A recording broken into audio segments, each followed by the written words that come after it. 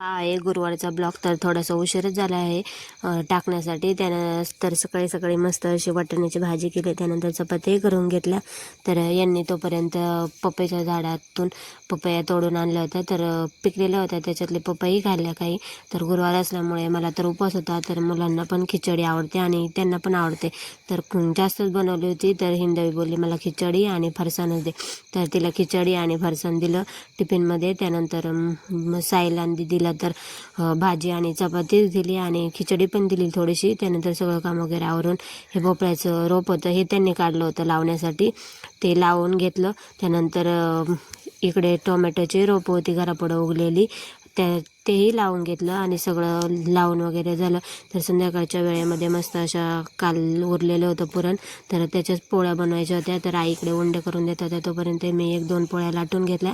त्यानंतर त्या बोलल्या मीच लाटून देते, मग त्यांनी लाटून दिल्या. त्यानंतर मी सगळ्या पोळ्या वगैरे भाजून घेतल्या. तर असा होता आजचा दिवस.